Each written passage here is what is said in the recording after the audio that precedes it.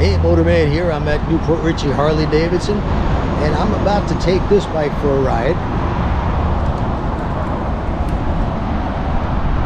It is a 2024 Low Rider ST, and I'm going to compare it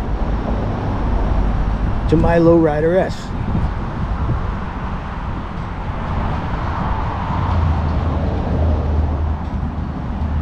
So if you're possibly in between these two models, well, I'm going to tell you about them and the differences. Of course, you got the old style fairing, which came on the FX RT, and a dealer has made some modifications to this. They powder coated the wheels black. They added a stage 1 kit with a Bozzini all 2-into-1, and of course these come with the saddlebags, and you could add a radio to these, or speakers rather, and an amplifier. And they also put these risers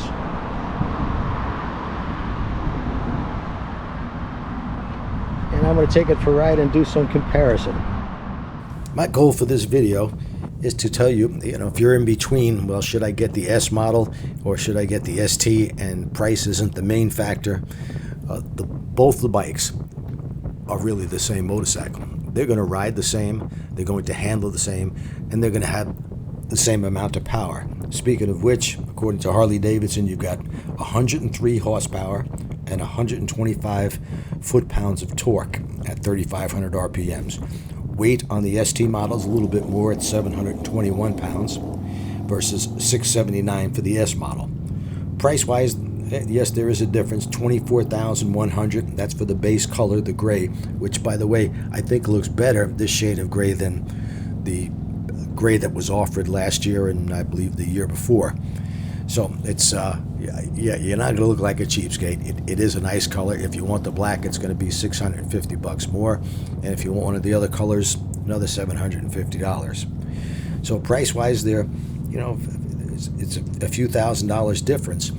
And what you're getting, of course, is the fairing and the saddlebags.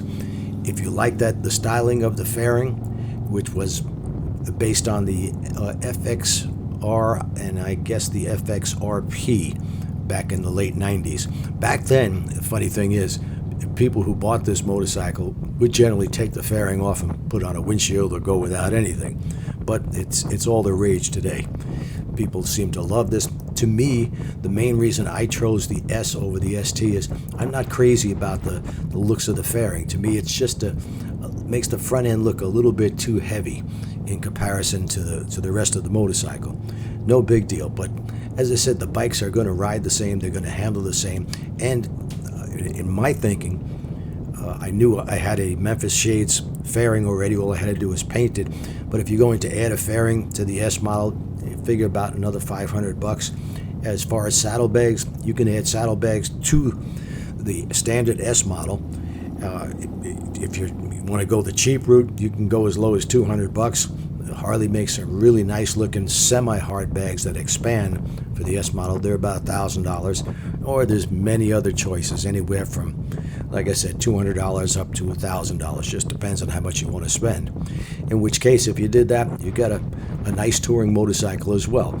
And that's what the main difference between the two bikes is. As the S comes standard with that tiny fairing in front, it really doesn't do anything at all to block the wind. So for me, if I'm riding on the highway, yeah, I like to have the wind blocked. I don't want it slamming me in the chest and in the face, and even with a full face helmet on, it wasn't quite enough. So that's why I put the fairing on. You could also go with a windshield for about $200 from Memphis Shades. You would just have to take off the Harley, that small fairing that it comes with.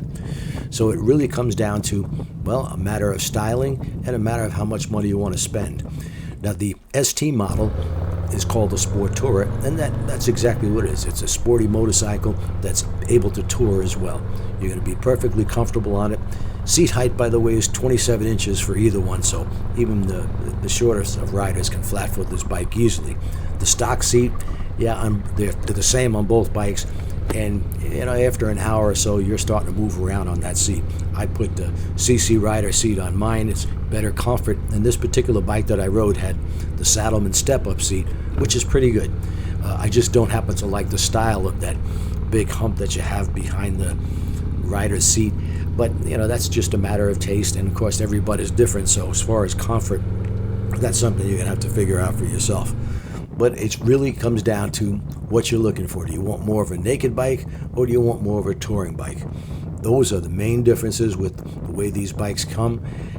Right now, I believe it's still a buyer's market. There are some 2023 Low Rider STs left over, and I'm betting you can get a better deal than you could with a brand new 24. The 24 I rode also had the Stage 1 kit, the Bazzini exhaust, and Harley Davidson's download. I really couldn't tell a difference between that and my personal bike, the S, which doesn't have any downloads but does have tab performance mufflers. They felt so close that I think the seat of the pants difference, you might not even notice it. So it's up to you if you want to spend that extra money.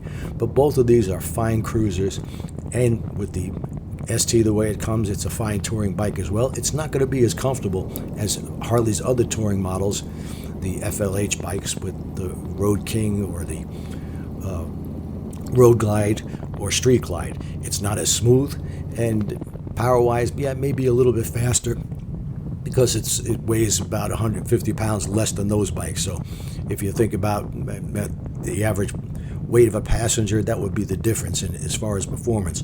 But it's not quite as smooth. Still more than capable around town, more than capable if you want to take a long trip with the ST. And you can do, as I said, add bags and a fairing to the S model and still be a couple of $1,000s ahead of the game. So it's completely up to you. If you like the styling of the ST and you want the convenience of the saddlebags and the fairing, go for that model.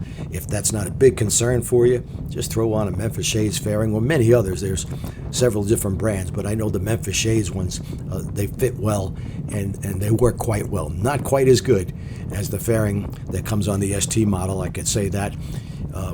I got an 11-inch windshield on mine, and I should have probably got the 13-inch, but the ST, I had no problem with that. It blocked the wind perfectly, no helmet buffeting at all, and it's a great bike for, like I said, around town or for a long trip. So the decision really has to be up to the rider. Take both of them for a ride. Most Harley dealers, in fact, I don't know of any Harley dealers that don't let you ride their motorcycle.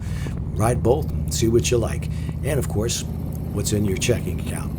Thanks, I hope you enjoyed this, and I hope you learned something by it. And don't forget, get yourself a copy of my Ride Like a Pro experience video. It's going to save your life and make riding so much safer and so much more enjoyable.